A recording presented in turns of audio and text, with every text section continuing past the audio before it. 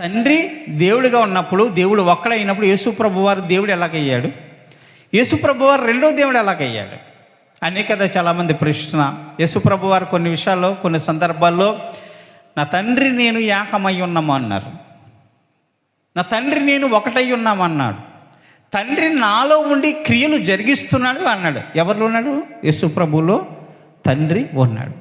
యేసుప్రభు అనే ఒక శరీరము పరిశుద్ధమైన మరియమ్మ గర్భములో దేవుడు పరిశుద్ధాత్మ ద్వారా పరిశుద్ధమైన యేసు అనే శరీరాన్ని తయారు చేస్తున్నప్పుడు, ఆయన పుట్టిన తర్వాత ఆయనలో దేవుని ఆత్మ ప్రవేశించినప్పుడు, దేవుని ఆత్మ ఆయనలో ఉంది కాబట్టి ఆయన దేవుడయ్యాడు. యేసుక్రీస్తు దేవుడు అయ్యాడు. ఆయనలో ఏ పాపం లేదు. మొట్టమొదటిగా ఒక తండ్రి తల్లికి పుట్టినటువంటి వాడు పరిశుద్ధుడు కాదు. యోబు గ్రంథం ఏం చెప్తుందంటే, ఒక స్త్రీకి పుట్టినవాడు ఎలా పరిశుద్ధుడు అవుతాడు? అవునండి, ఒక స్త్రీ పుట్టినవాడు ఎలాగ కూడా పరిశుద్ధుడు కానికాడు. పరిశుద్ధంగా ఉండాలంటే తండ్రి లేకుండా పుట్టాలి.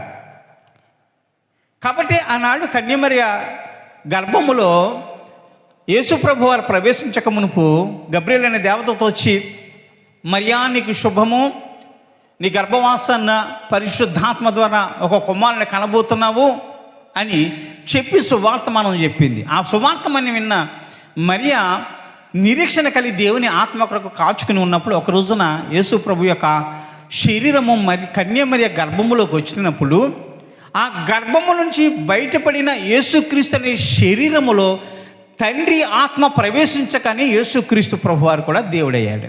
దేవునికి స్తోత్రం. ఆయన తండ్రి లేకుండా జన్మించినవాడు. ఆయన తండ్రి లేకుండా పుట్టాడని, పరలోక రాజ్యంలో పరిశుద్ధాత్మ దేవుని ద్వారా, పరిశుద్ధాత్మ దేవుని కృప ద్వారా పుట్టాడని ఎవరైతే నమ్ముతారో వారు నిజమైన క్రైస్తవులు. నమ్మనటువంటి వారికి క్రైస్తవం లేదు, క్రీస్తు వారు కాదు. ఈయనకి చావు ఉందంటే చావు లేదు. దేవుడికి చావు ఉందా? దేవుడికి చావు లేదు. చాలామంది అంటారు యేసు ప్రభువుని తీసుకెళ్ళి సిలువేశారు. యేసు ప్రభువుని తీసుకెళ్ళి సిలువేసి తన వారే తనను చంపారు. యేసు ప్రభువుకు ఉన్నటువంటి ఆ జనాంగమే, యూదులే యేసు ప్రభువుని లాక్కెళ్ళి కావాలని సిలువేసి చంపారు అని అంటారు. అది యేసు ప్రభు చిత్త ప్రకారం జరిగిందా? దేవుని చిత్త ప్రకారం జరిగిందా? లేకపోతే మనుషుల చిత్త ప్రకారం జరిగిందా? మరి మనము చూద్దాం. యోహాను సువార్త 10వ అధ్యాయము 18వ వచనంలో మన ఈ మాటలు రాయబడి ఉంటే మనం చూద్దాం. ఎవడును నా ప్రాణమును తీసుకున్నాడు, నా అంతటి నేనే దాన్ని పెట్టుచున్నాను. దాన్ని పెట్టుటకు నాకు అధికారము కలదు, దాన్ని తిరిగి తీసుకున్నటకు నాకు అధికారము కలదు. నా తండ్రి వలన ఈ ఆజ్ఞను పొందితిని అన్నాడు.